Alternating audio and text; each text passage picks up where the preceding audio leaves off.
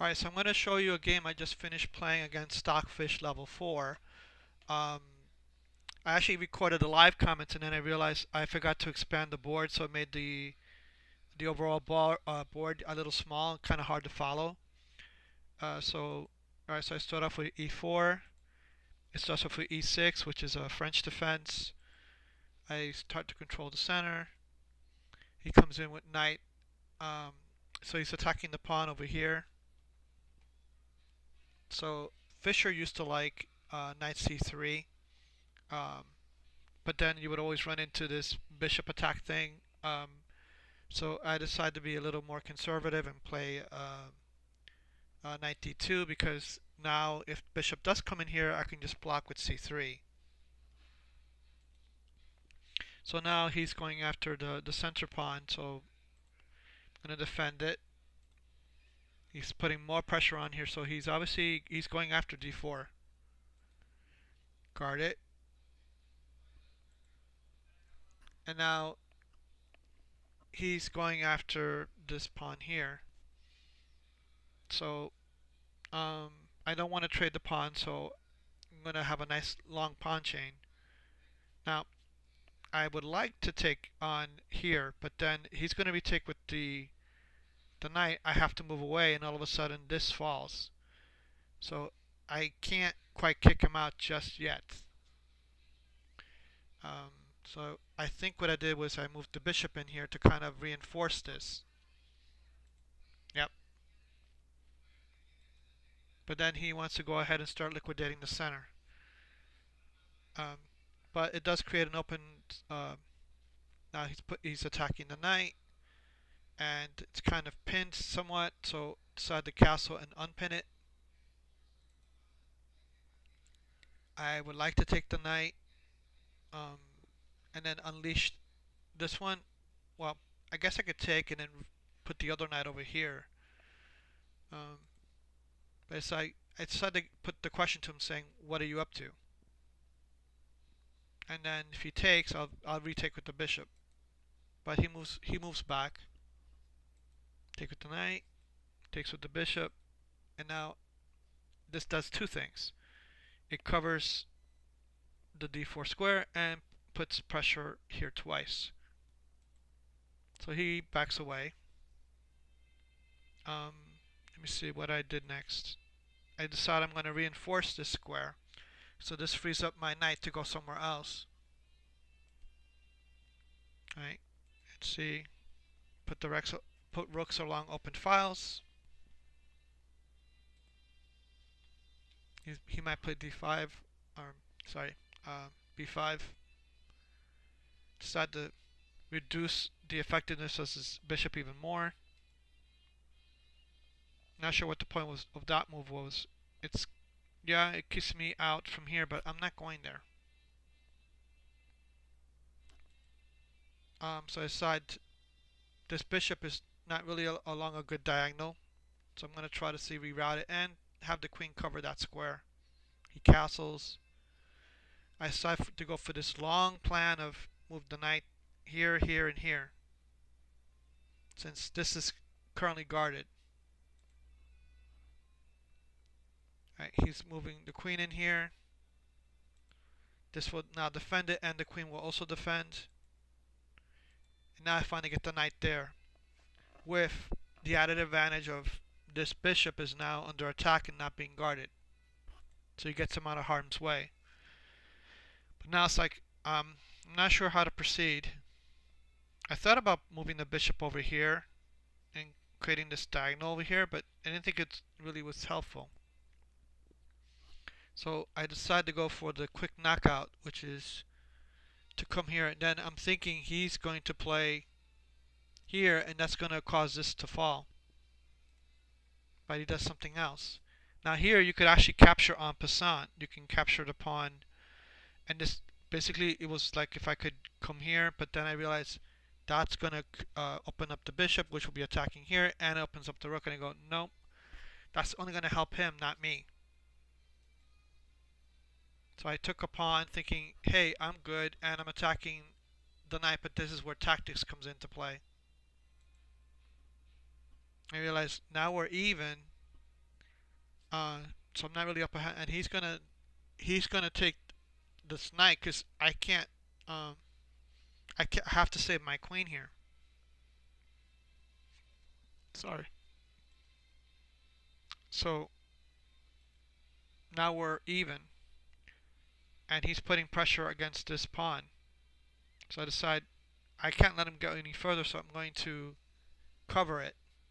My concern was what happens if he comes here, and now I realize, uh-oh, I'm in trouble. I'm not going to lose the queen, but I'm going to be down. At least I should be down the exchange. Now he should play bishop captures rook, but for whatever reason he chose not to. Instead, he harasses my queen again, so I get out of harm's way. Now the disadvantage of that is it gives me time to get the rook out of harm's way. But um, he definitely had the advantage that he would have been up the exchange. He centralizes. I want to get rid of that nasty diagonal. Now the problem is he's got doubled pawns. And actually, now that I'm looking at this game, I probably should have just played queen here. Go after this pawn, because I don't think he would have had a way to safeguard it. Instead, I wanted to go here because I fear I'll come here with check, trade off, and then get the rook in here. And I realized maybe I should have just played the queen over here. Now he's doubling, and I realize this isn't going to work because I'm going to take, he'll take, I'll retake, but then this is going to get taken. I could take with the bishop, but he's going to retake, so it's not going to be a good exchange. So I decided, let me just trade off one of the rooks, and obviously taking the rook this way would be bad. So he takes with the pawn, and now I don't really have uh, any real advantage here. So we got 1, 2, 3, 4, 5, 6. 1, 2, 3, 4, 5, 6. So I'm going to put some pressure over here, even though it's guarded well. Basically, what I wanted to do was put the bishop here and trade it and have, essentially this rook in a bind where it's going to stay there. He moves his king in, reinforce it. We're, fighting fiercely for this corner over here. Now I'm going to alleviate the pressure a little bit. I want to go ahead and trade queens. He doesn't go for it, so kind of force it. Now I have a passed pawn, but obviously it's going to get attacked.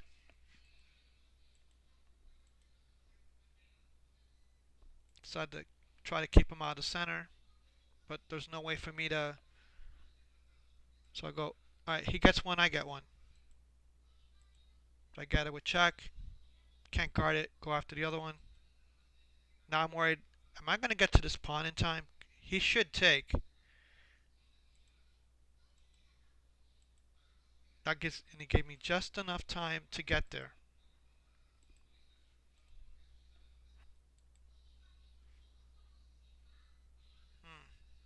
Alright, gonna guard it.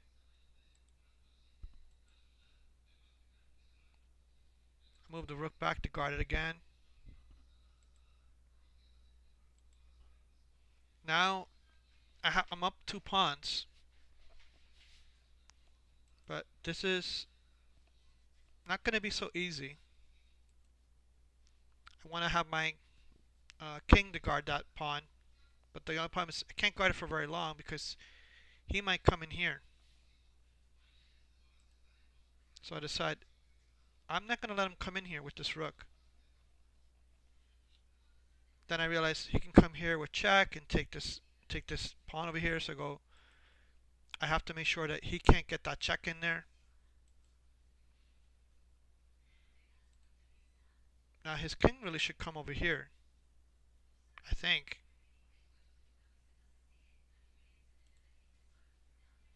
Alright, so I'm thinking if we trade off the rooks, my king can come over to this side, and this will be the distraction that will.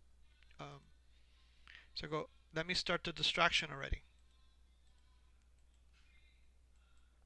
Now what I'm trying to do is I'm trying to deflect and make him go after this while I can go after those pawns over there. Now this is a completely one endgame.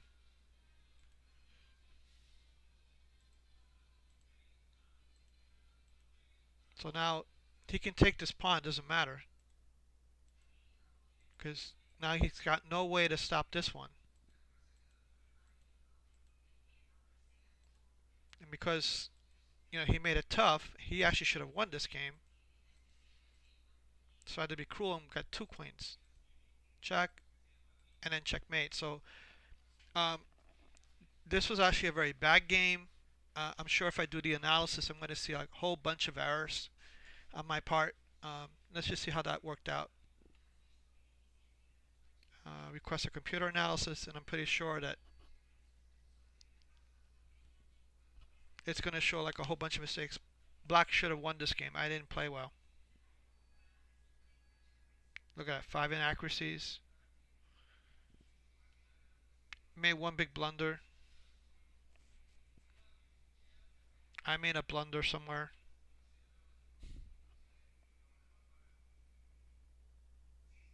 So you see, this was definitely not a good game. I should have really if this had been a normal human being, I think I probably would have lost.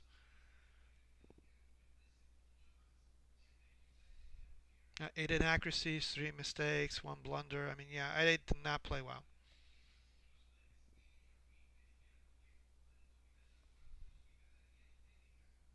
Wow. Yeah, it's getting worse.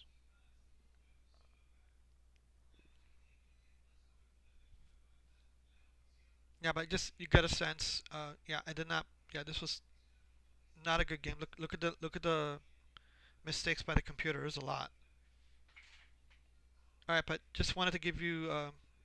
But this was not a good game though. All right, see ya.